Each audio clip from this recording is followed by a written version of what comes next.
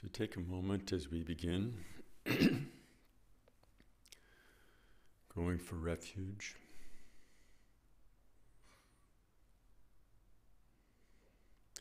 There is a way that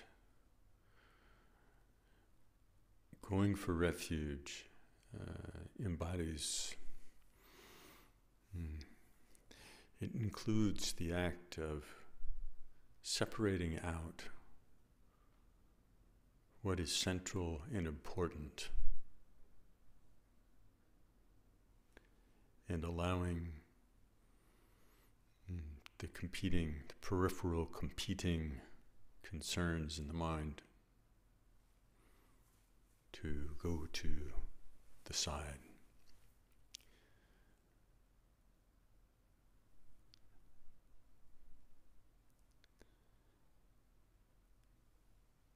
In a similar way, in our calm abiding, we take the opportunity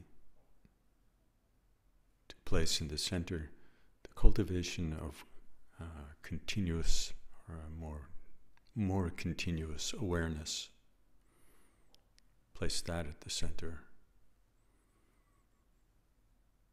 and allow all the things that arise that usually magnetize our habits of reaction, just to allow them to pass.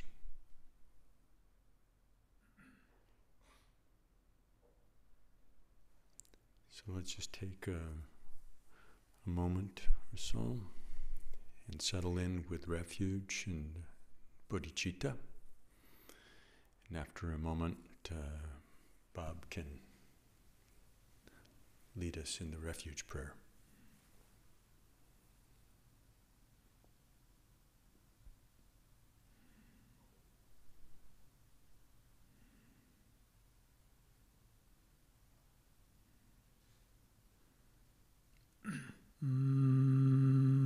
Until the summit of enlightenment is reached, I and all beings go for refuge to the sources of true refuge. I will now practice the absorption of calm abiding in order to release all beings from their particular suffering, and establish them in lasting peace and happiness. Until the summit of enlightenment is reached, I and all being go for refuge to the sources of true refuge. I will now practice the absorption of calm abiding in order to release all beings from their particular suffering and establish them in lasting peace and happiness. Until the summit of enlightenment is reached, I and all being go for refuge to the sources of true refuge. I will now practice the absorption of calm abiding in order to release all beings from their particular suffering and establish them in lasting peace and happiness.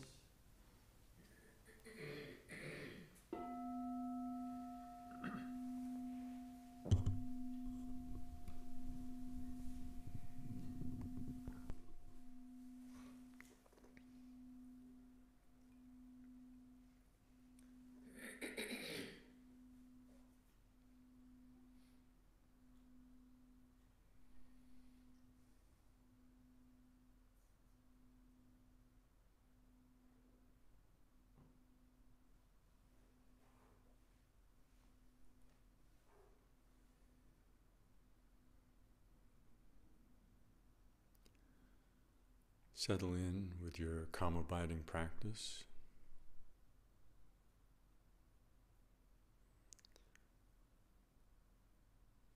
Whichever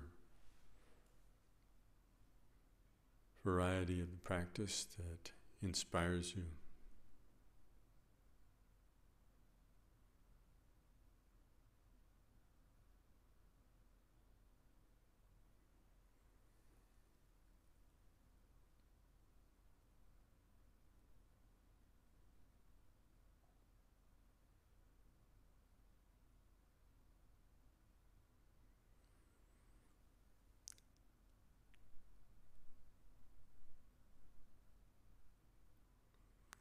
I'll offer the encouragement to go through cycles at your own speed of bringing vivid, focused intention to ensure that you actually meet the experience of practice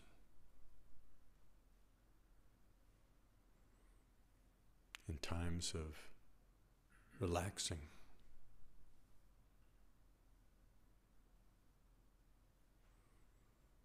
So that the attention does not become exhausted. So proceed using your own judgment about your practice. We'll take our usual little mini breaks here and there.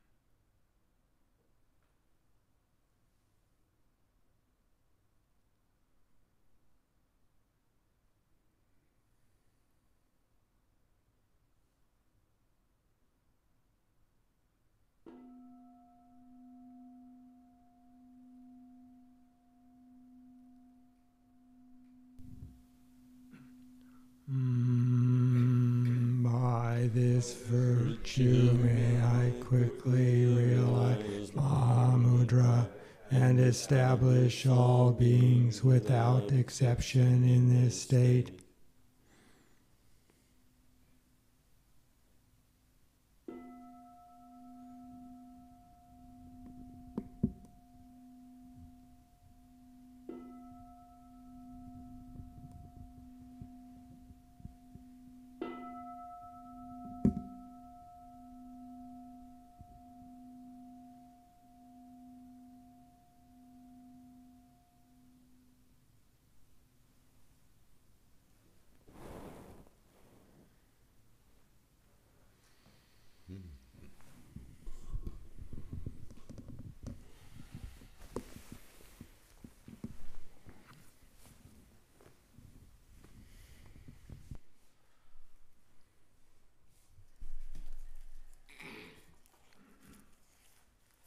So instead of announcements tonight, we're going to have a quiz. How many people know what day the variety show is going to happen? Okay, good, good. I hope you're all going to come. It's Saturday the 27th. Okay, you see, you notice I didn't raise my hand. Yes, that's why I'm asking you. I heard them practicing today, and they were one group, and they were amazing. I think it's going to be remarkable. If no other reason to come than just that Bryce is going to be back here. We have talent flying all the way in from Germany to help us with this. And it's real talent, too. Bryce is amazing. And then the next question on the quiz is, do you all know that next week is the second of, on Saturday, is the second of Zopa's classes on equanimity and diversity? All right, good. And if you missed the first one but would like to participate, she's hoping that people can look at the archived stream of last Saturday to kind of get up to speed. And then you can also contact her, get the handouts, or contact somebody and get the handouts.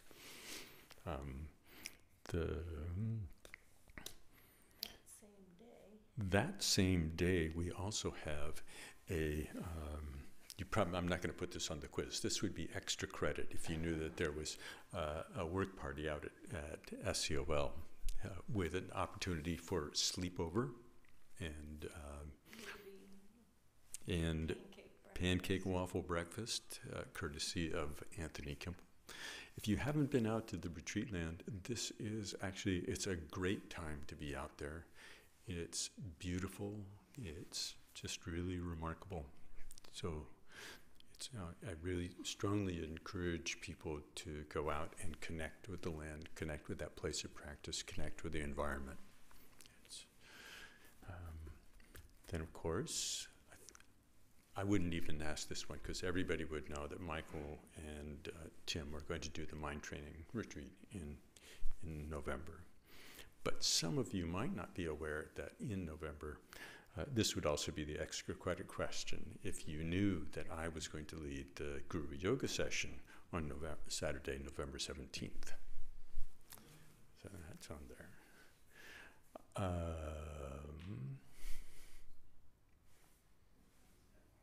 I think that's it. All right. Everybody but me passed the quiz.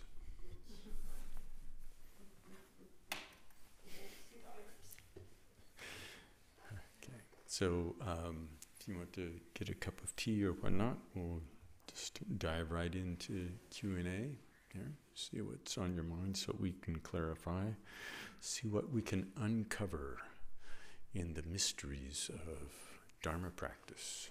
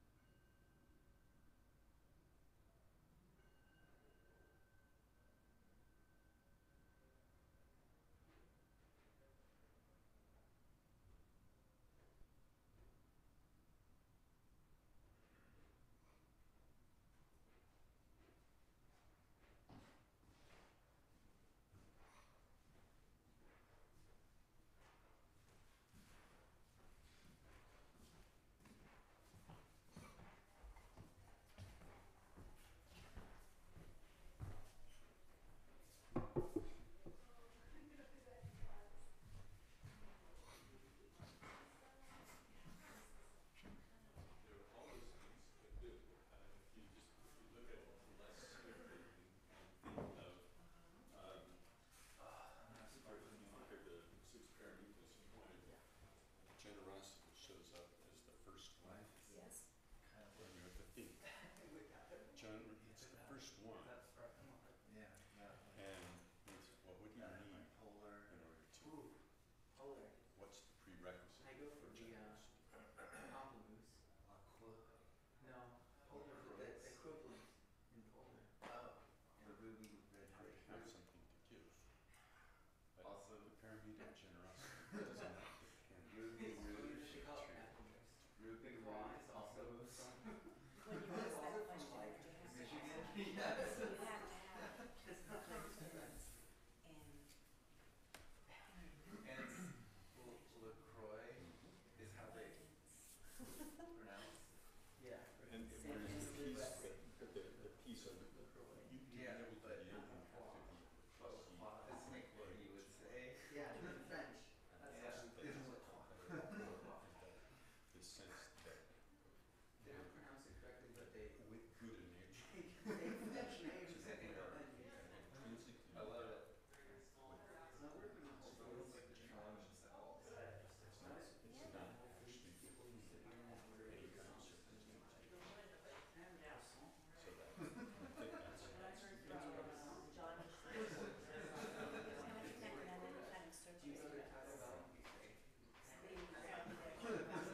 I think that's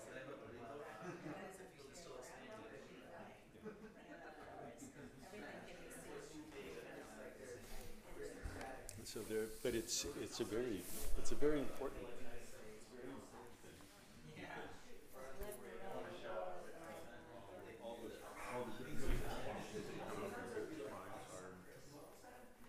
those are the things. That's what we have to work with.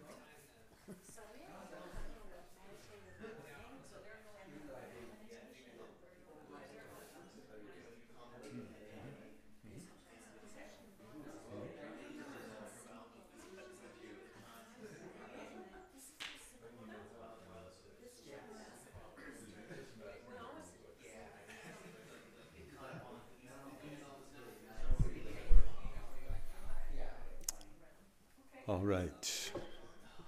I think we're back. It looks like we're back anyway. Let's check and see if we're actually back.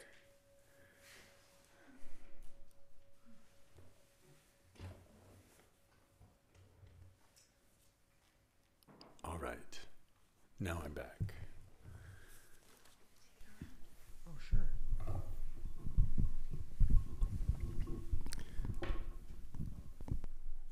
So now that we've had many things that we've talked about already, are there any themes that resonate in your mind based on things that you were thinking about, talking about? Anything in your practice? Any things from life in general? I saw a flicker of a hand. Thank you. You just gave that microphone away. Well, I've decided we should call it the talking stick. Yes, no, well, it is, and I was thinking during the experience, I'm having something at 67 that I've not ever done before, and that is traveling to Europe, to Amsterdam and Italy for the next 2 weeks, starting on Tuesday. So it has a plethora of wonderful experiences. I'm going with 6 people total, together as a group, to these places that I've never been. And so how to be, because I know that both of you have traveled quite a bit, and how do you celebrate the opportunity that's in front of you, and also bring your Dharma practice and supports to the whole process as you deal with airports and trips and snafus and illnesses and who knows what that happen along the way. Yeah, 6 people total with 3 couples and children and the whole shmush. yeah. They're So you have 6 people, so each of you should specialize in one of the paramitas. Write them down on slips of paper and hand them out. Let's see which one you do want to practice today. Generosity, wisdom. And for me, one of the most challenging things is that whatever little shred of stable conditions that I depend on in order to keep my formal practice going, that those stable conditions are just pitched out the window. You're in different places, and people are, if, particularly if you're, what's that? And time zones. Different places, different time zones. You're not awake when you think you ought to be, and you're asleep when you don't think you ought to be. All those good things. You're with people who want to do something else right at the moment that you might think, oh, this is a good time for me to sit. So all those things become things to deal with just from the point of view of formal practice. And I think it requires a fair amount of kind of really sort of hard-nosed planning in order, if you really want to make sure that you still have some time, and also some kind of also some flexibility, that you may not be able to invest as much time in the same ways that you might if you were at home. So that's just from the point of view of the kind of the formal practice, and it's worth considering that part. Well, I always, even during camping trips and trips I've taken with friends, I always bring Dharma material. I'm an early bird, so we'll each have our own room, thank heavens. So I can meditate first in the morning, early, and then poop out at night and go to bed and close the door. So they'll know, hopefully, I'm a party pooper, although I've heard rumors that Italian people don't eat till 7:30 to 10 o'clock at night. And I'm going, holy mackerel. Yeah, you see? So there it starts to unravel. Rats. The early morning time is actually, add 9 hours to that. So you're talking about waking up in the middle of the afternoon. That's your early morning. So apart from that, I don't think it's really all that different than, it just looks different. And then because it looks different, we think there might be something magical about it. But it's actually not different than our ordinary life and all the things that we do to bring our practice to challenging situations. It's just a different menu of challenging situations, and there's more instability.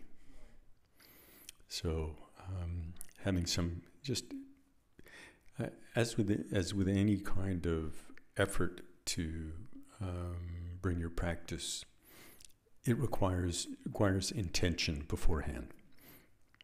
Yes, I know that I become flustered and cranky and angry under these circumstances, so maybe I should be on the lookout for those.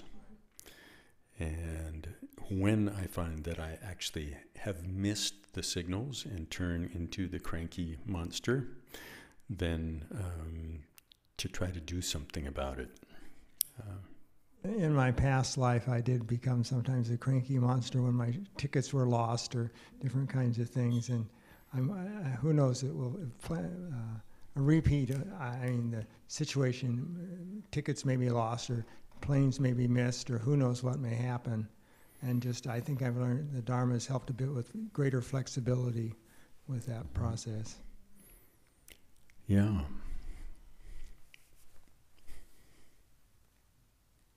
Yes, I was going to mention that in particular, like on,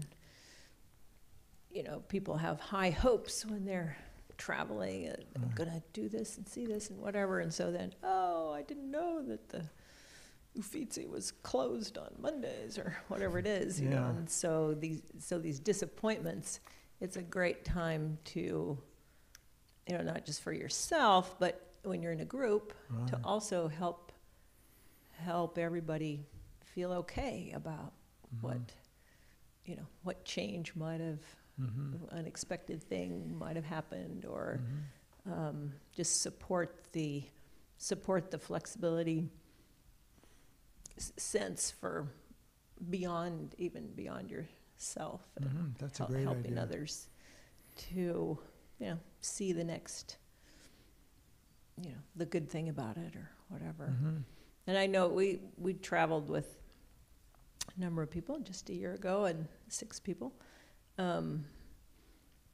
And not us, but our friends who aren't Buddhists, but they could be honorary Buddhists.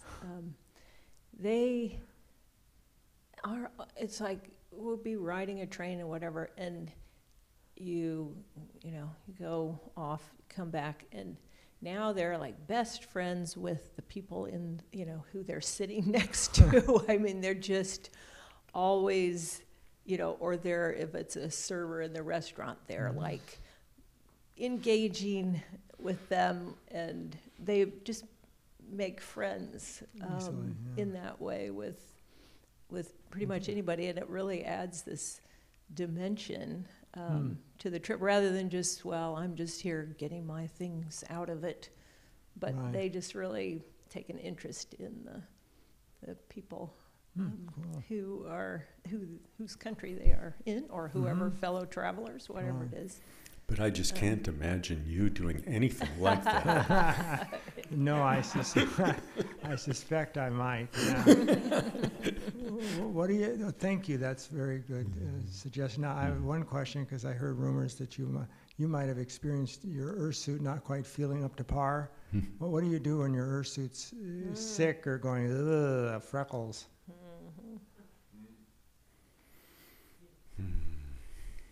Is it easy? I think you know just as well as we do. No magic there. Yeah. I just tried to get through. We were in Paris, and I was really sick, and I just did everything anyway. But I don't necessarily, that has nothing to do with whatever, the Dharma. It's just. Well, that's not quite true, because we can hold ideas about how it is that we ought to feel in order to do something, in order to think it's possible. And you didn't torture yourself to the point of exhaustion or health crisis or anything like that, but you did manage to actually enjoy yourself in spite of these conditions that are otherwise not enjoyable, of feeling more tired and respiratory blah blah blah. But it's possible. So there are ways in which travel can actually give you opportunities when we might otherwise say, no, the way I'm feeling at the moment is actually true fact that I can't do anything, and I can't enjoy myself, and all these things aren't possible. But we can go ahead. So one other thing is, I just think that travel is it's an opportunity, because it gets us out of our patterned Out of my thing. comfort I zone. mean, This is it's something new completely. Yeah, it's a chance to change the channel, and to, like, you can be someone different. You can be, you can just shed whatever thing, and just open to the sense of things being unknown, or things being different. Just, I think it's helpful in a way to our minds. That's a great idea, great insight. Open up to. Pat, you wanted to contribute something?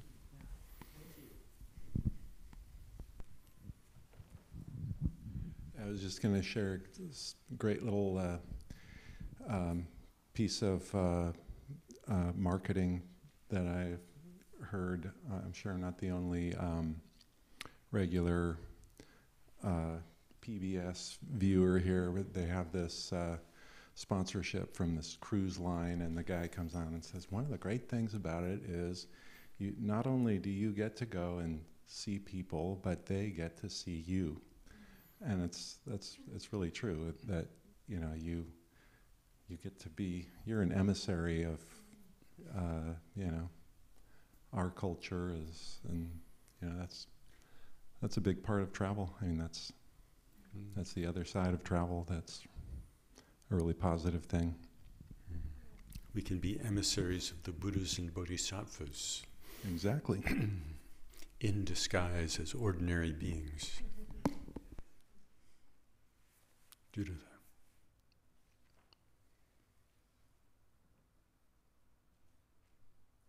Just along those lines, when you travel, you are in big places with a lot of people, airports, train stations, with just teeming throngs of people that you wouldn't come into contact with if you weren't traveling, and you're kind of moving about in that sea of people, and so you can take your bodhicitta with you and just kind of expand it. You know, we imagine throngs of people in our meditation, but when you travel or when you go to a concert or a sports game or something, you really get to have this literal throng of people, you know, and just kind of being aware of yourself in that throng, and then having that bodhicitta wish can be very enlivening, you know, in travel, I think.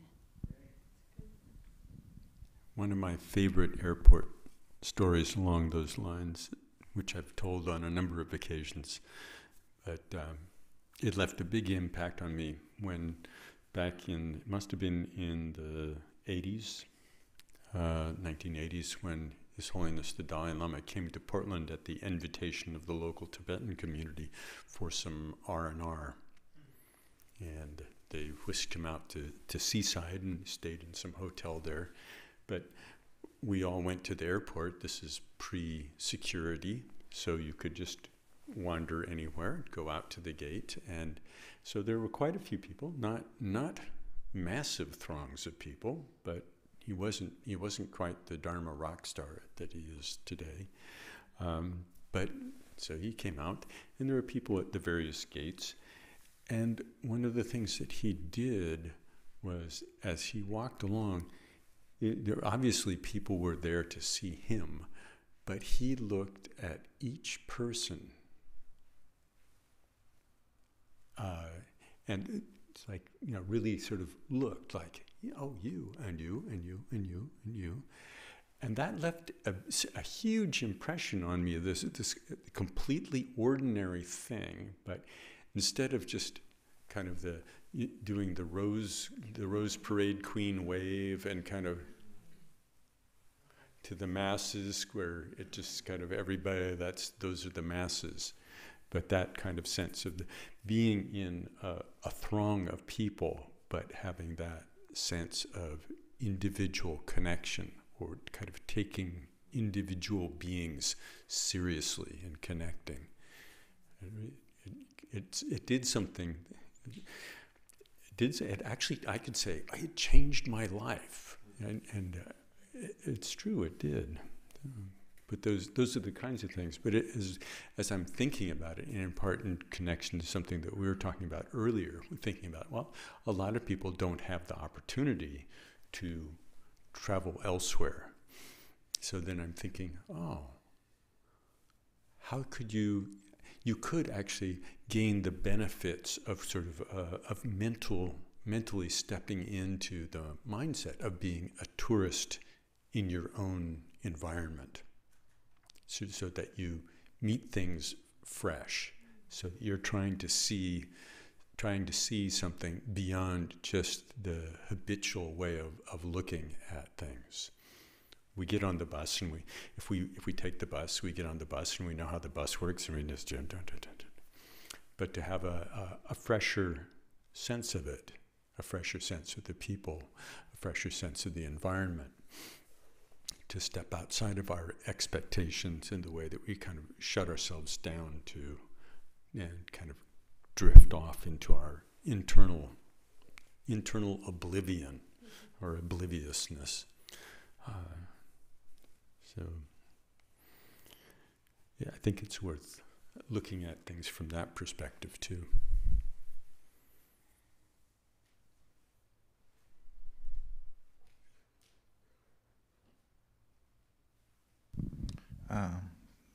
Cool. This is a different question.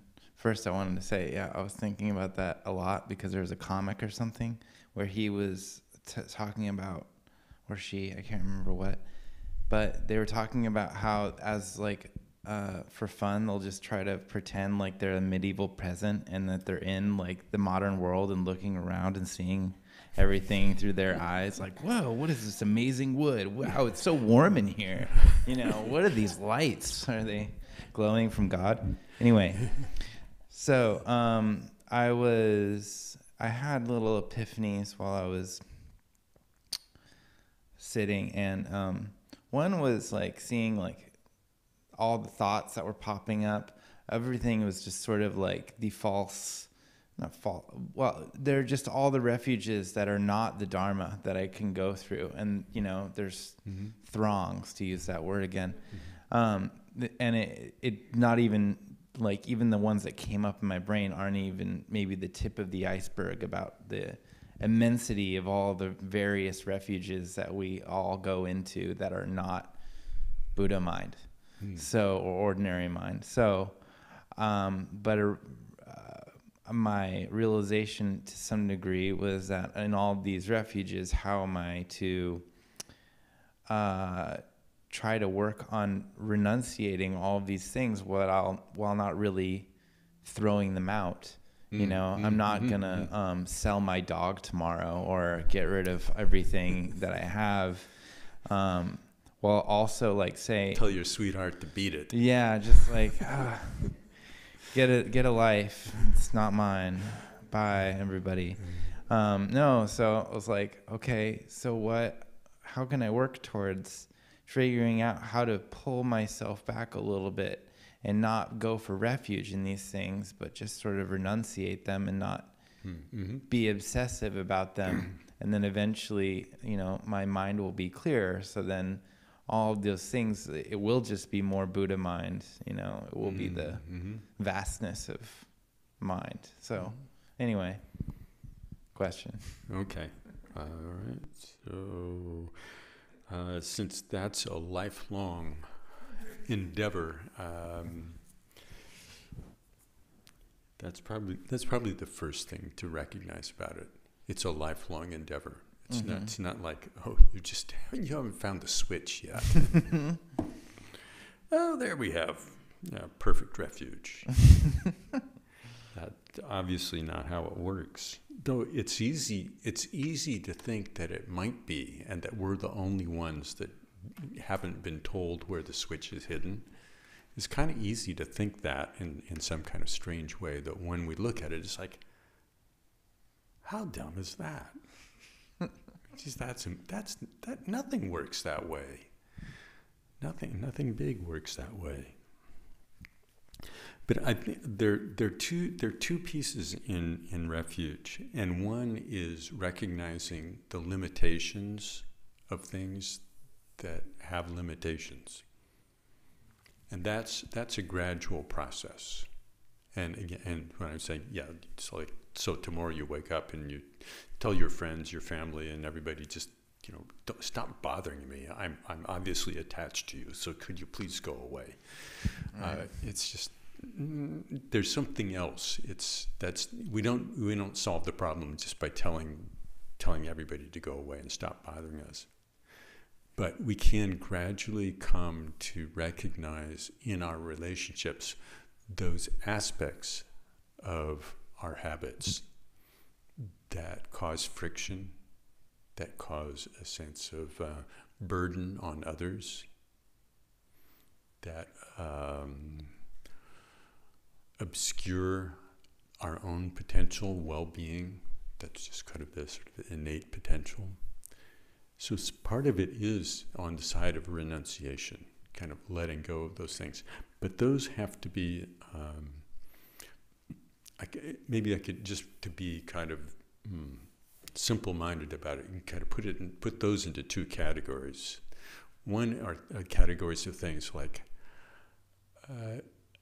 maybe this is challenging or difficult, but I just know these things they're really not helpful at all.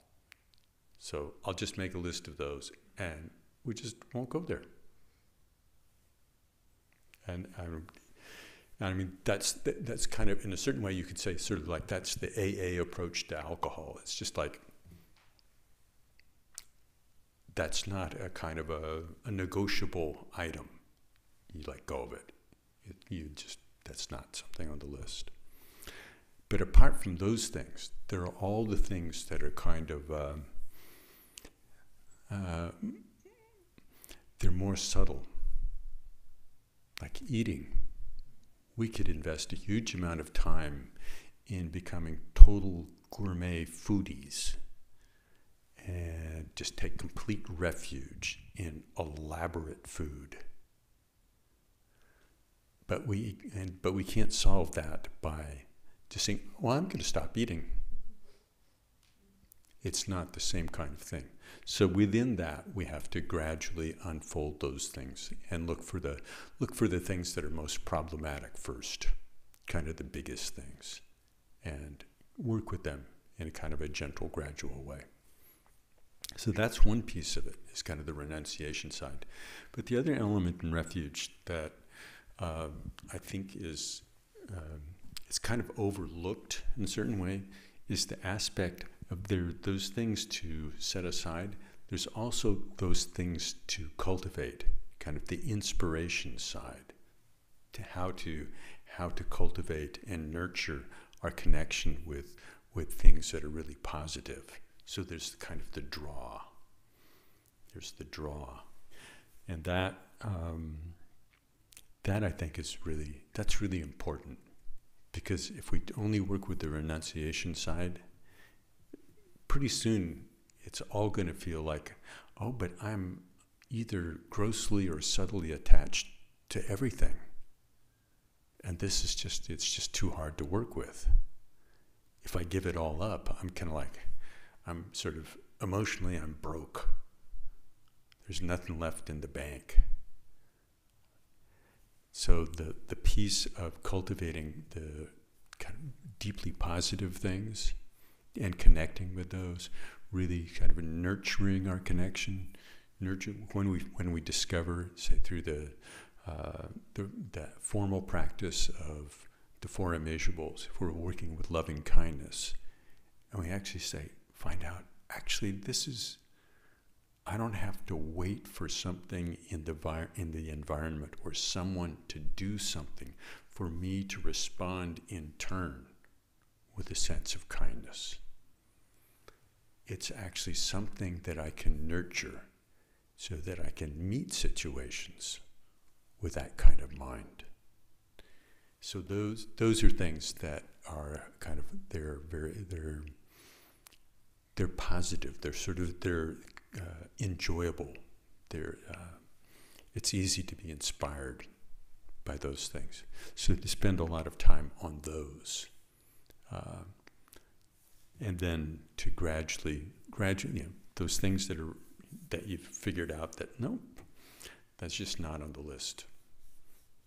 Gratuitously beating people up, not on the list.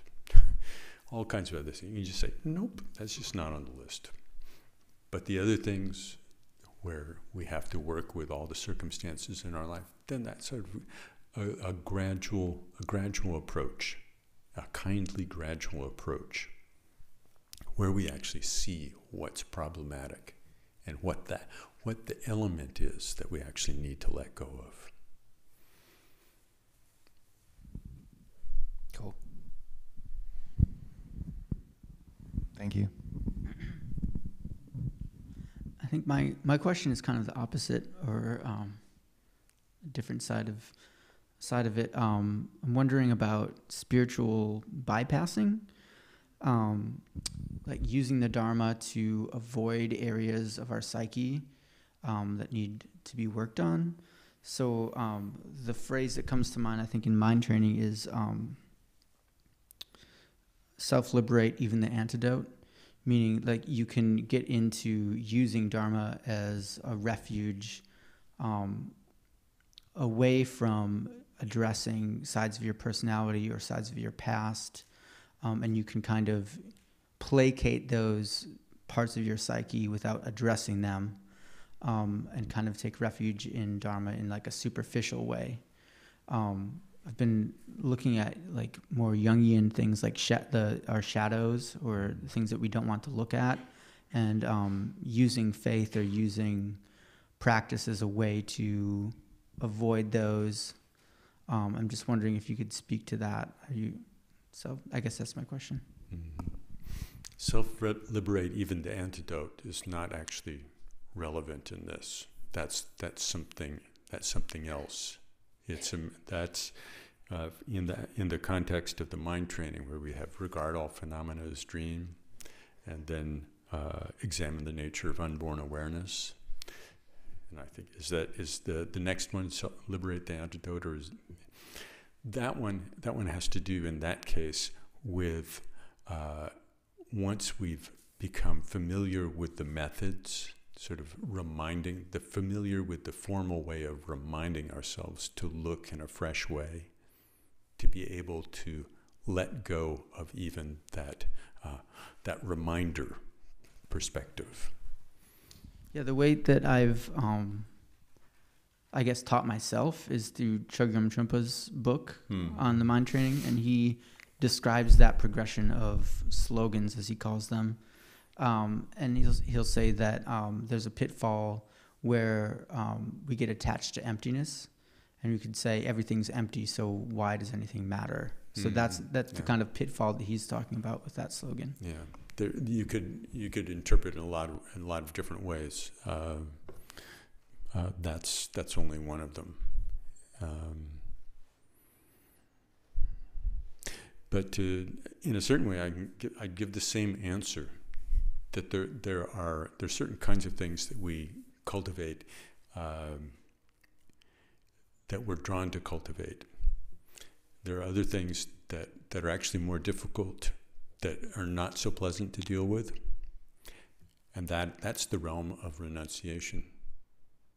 And so it's true, if we only cultivate those positive things, but we're still trapped by the other habit patterns, then we actually haven't looked at how those things work.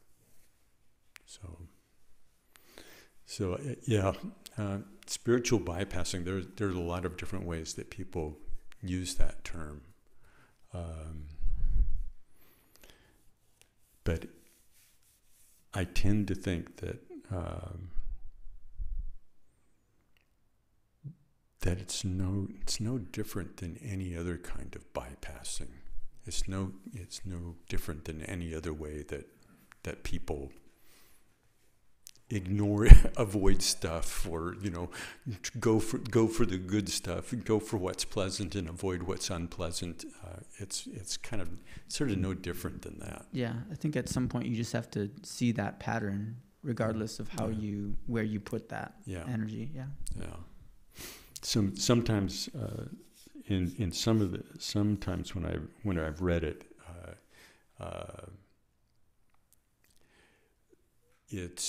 there is a way in which it's I think it's important, particularly in the West, where we tend to engage in what Trungpa Rinpoche, since you brought up Trungpa, his whole book on spiritual materialism, kind of like, well, we're trying to cultivate some kind of whole bunch of really special experiences, and that kind of outlook is very limited.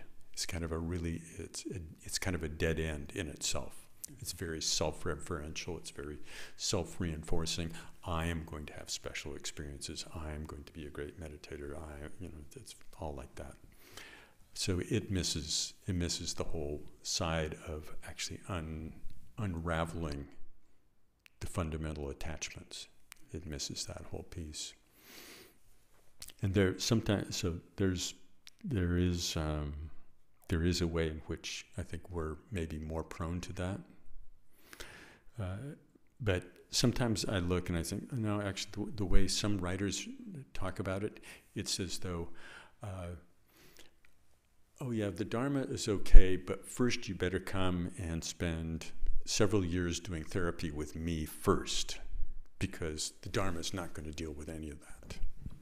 But I also think So there, I've spotted a little bit of kind of professional promotion in that, which is it's fine too.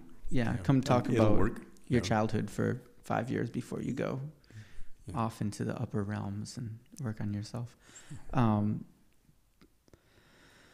Yeah, but in that sense, I think that I've noticed, maybe an aversion to the more difficult forms of practice, like prostrations, where it's rather go sit and meditate and do calm abiding rather than do thousands of prostrations. That seems slightly fishy, Yeah. Or we would rather focus on some of the slogans and not on drive all blames into one. Not actually take that seriously.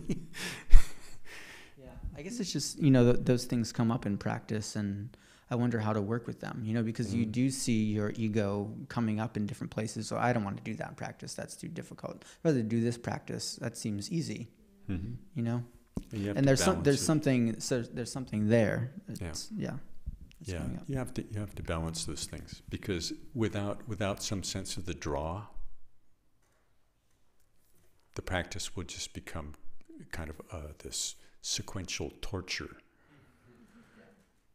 And I'm also interested is like Westerners coming to the Dharma, that there is some guilt-based kind of themes that have come to us through different religions that we may have experienced in the past, that it can kind of twist things around a little bit, like the Bodhisattva vow, always putting others before yourself.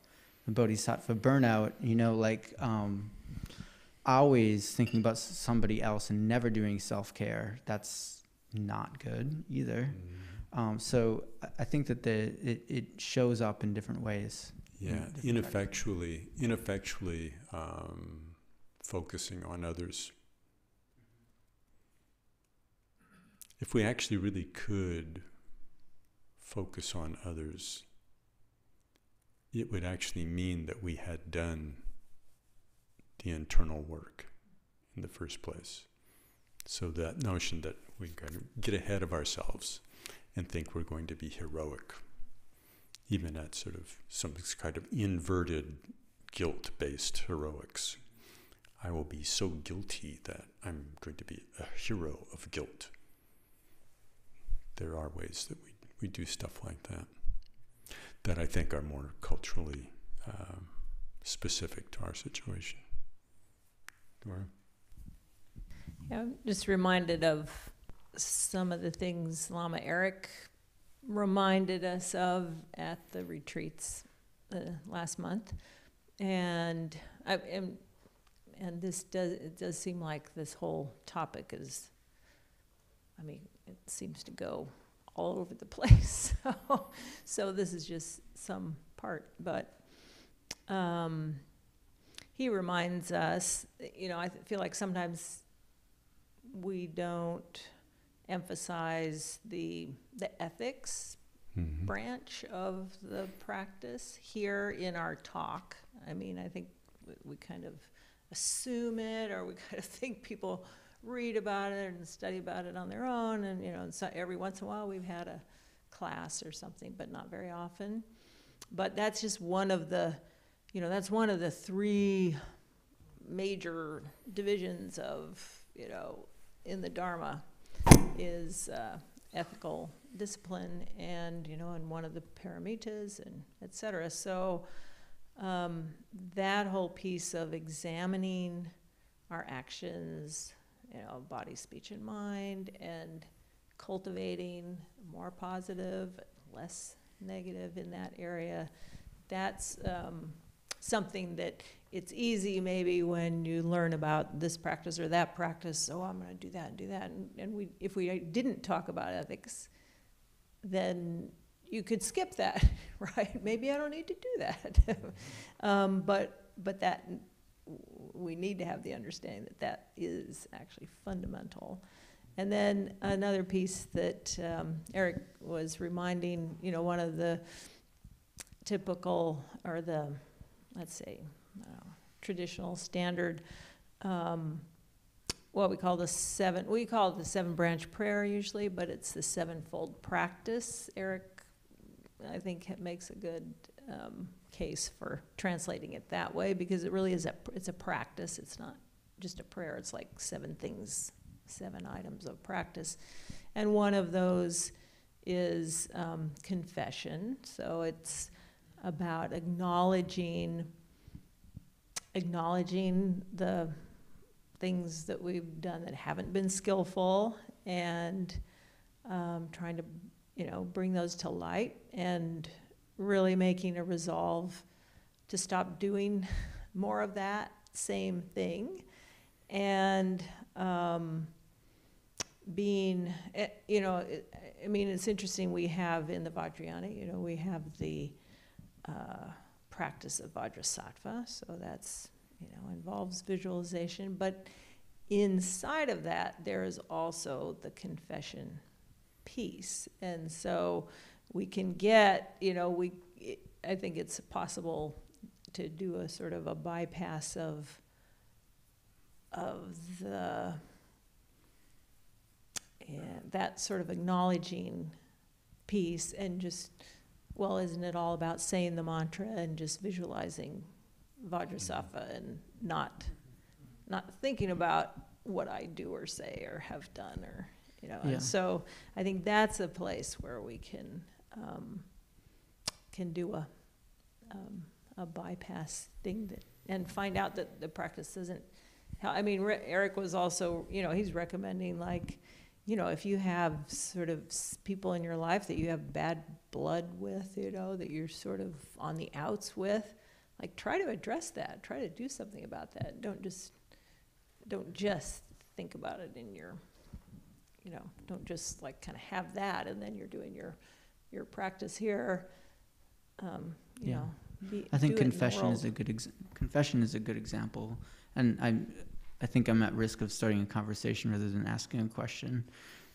I'm just curious about the ways in which we plant the seed of Dharma in the West, and how our Western viewpoint, and even if we didn't go to church, kind of Western Anglo-Saxon kind of assumptions about God, how those play into how we engage with it. I'm just curious about that. That is a conversation.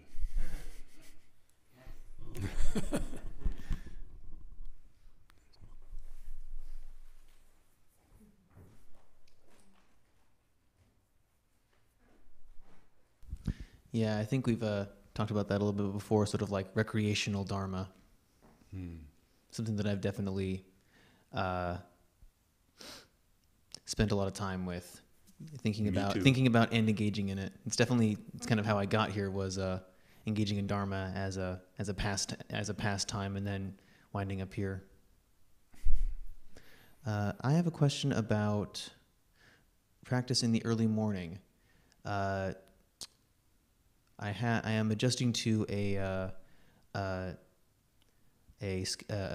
sleep schedule and a rising schedule that I'm not at all used to, due to taking classes a ways away from my home.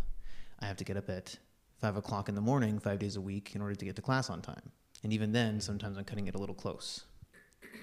So I have questions about practicing in the early morning when there isn't time to sit, or there isn't time to even just sit cross-legged in my bed for 5 minutes, because I got to get out the door pretty quickly, within an hour and a half every morning.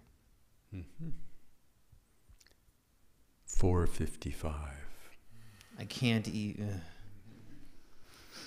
So sometimes it's 5:30 instead of 5, and then I really got to go. Yeah. Because I hear a lot about, the Dalai Lama wakes up at 4 o'clock every morning and gets going right away, and it's like, man, getting up at 5 o'clock and just getting going is difficult for me. Yeah, it is. But in a certain way, I'm also serious about 4:55. There is a way in which, or I'll just make it 4:59. So it's kind of hard to argue too much. Gets to a point where it's like you can't, kind of hard to argue a 1 minute difference. Yes, a 1 minute difference. Kind of. So we'll just get down to 30 seconds of practice. All right. But 30 seconds of practice done with some bravado and kind of sort of whatever kind of highly energetic spirit that you can sort of like. Well, I've actually found that I feel a lot. There's a lot more energy in the early mornings that arises than I had expected, and it's useful. It's useful just in an ordinary sense, and I'd love to give a little bit of that to my practice. Yeah, then you have to have kind of a very sort of like you're just cutting right through in the moment, kind of without some idea that your practice would be better by multiplying the time by 2. It's you have to sort of like, oh, it's only 30 seconds. It should be more. It should be at least a minute. Or it's only 5 seconds. It should be 10 seconds. Just having a sense of just sort of really just in an instant looking straight into your experience would kind of great. Sort of like you'd sort of like an internal shout. I won't do it here because you'd all probably fall over. Yeah. Sort of like the reminds me of I can't quote any of the text because we've gone through so many over the past like 2 years in mind training. But there's a text we went over that was mind training in a single session, and that idea of like a complete practice in a single session. Is that kind of what I'm hearing? Yeah. Yeah. Yeah. For this, you really have to kind of reduce the number of moving parts and reduce the formality of it, but increase kind of the crispness and the energy of it. So you really collect some energy and then just let it go. And then when you're on the bus, you can do a little bit of, or whatever, you can do a little, a bunch of short sessions of 1 or maybe 3 breaths of shamatha. Yeah, I've also found that the sort of the incorporating the physical presence in a crowd of people with sort of the intention to benefit all beings is also helpful. Yeah. If you could actually just use that environment to say, let my mind expand as though it filled the bus, and that I was actually able to have kind of you could say mind states that touched each person in a way that was 100% suitable for exactly who they are and what they're going through in that moment. And just to hold that space. I like that. And again, to do that just kind of briefly, to do these things in a way where you don't lose energy in dragging stuff out. Yeah. And it kind of exhausting the potential. Thank you.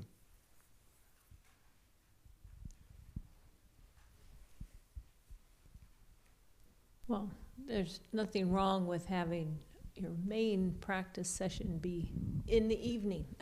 It doesn't have to be in the morning. Oh, yes. Also. No, that's Yes. of course. Just Didn't I say pointing that? that out. No. I'm sure I must have said that. There are plenty of people who do that. Yeah. Look, we No, just there are did a it. lot. Yes, we just did a nice evening session. But yeah.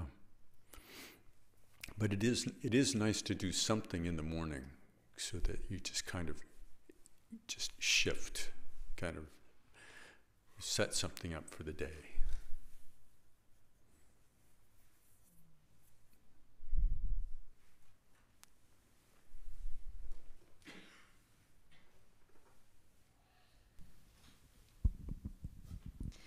You mentioned a couple times the draw, the inspiration, the draw, the pull toward practice and toward Dharma and all of it. Do you ever lose that? Why do you ask? Because I do, and I'm wondering if you do, and what you do when you do. Are you trying to ask me if I'm human or not? Yes, I am human. I am a sentient being. I lose track of the Dharma on countless occasions. And do you see that as an issue, or do you simply notice it and wait? Notice it and what? Kind of wait for things to move or shift or float. Well, there's what I do, and then there's what would be better advice for other people that I should actually follow myself. So maybe I'll try to give myself some advice now, and if it seems useful, then then good.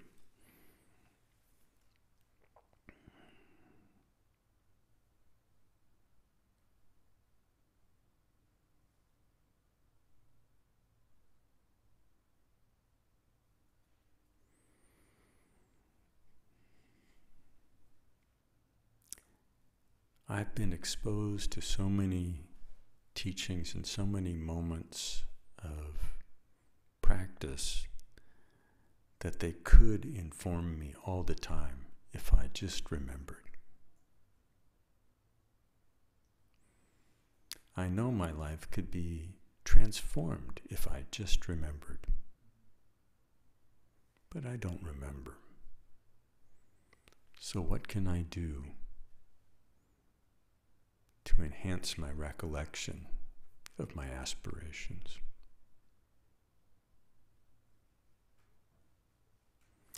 What can I do to take advantage of all the interactions that I have with others, day in and day out?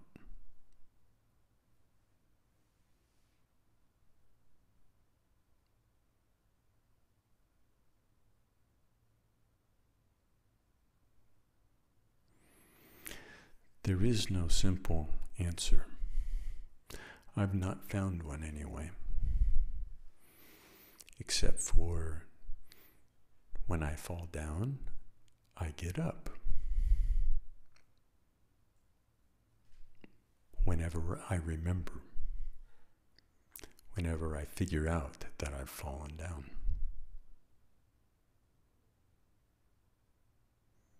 There's no magic to it.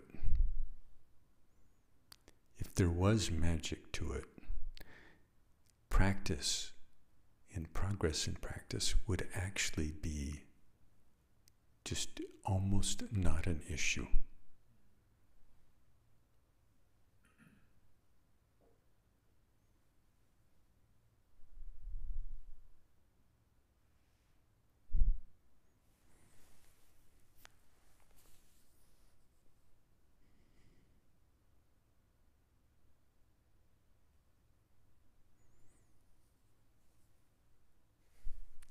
I look to people who do better than I.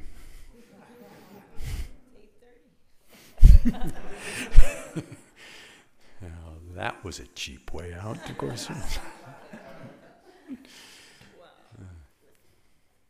Do you get one? Any encouragement? No, I just think at a certain point I realized that, there's all the practices that are the path. But one of the biggest practices that we need to do is keep our inspiration going. That's actually, they don't name it exactly as a practice, but I realized that is something that is part of the package. And so, because it doesn't stay all the time. And we need different things at different times, or, sometimes chocolate cake is enticing more than, whatever. And sometimes applesauce sounds good. So use that variety that we have, and get it, use the thing that does have a little attraction, scan your mind over is it reading a little something, and then that leads to, how to try that in meditation, or, is it just looking over my notes from the last time that Kempo Rinpoche was here, or just something that gets a toe in the door. Lying in bed, reading, that could be not too bad, and then I find that leads to, you can find maybe a path to rekindle the inspiration. But that, just recognizing that that's actually a practice that we have to do is a key. That's better advice. Robert, Mr. Wilson, if you would be so kind as to lead us in dedication. By this virtue may I quickly realize Mahamudra and establish all beings without exception in this state.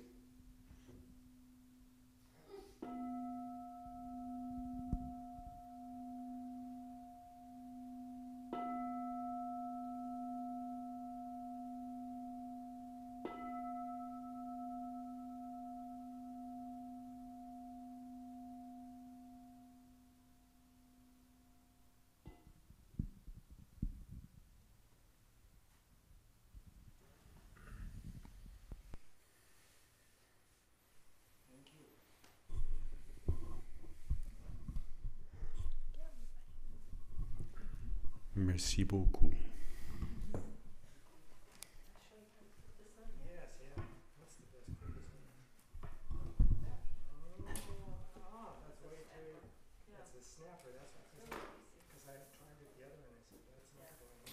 Trying to push it in doesn't work.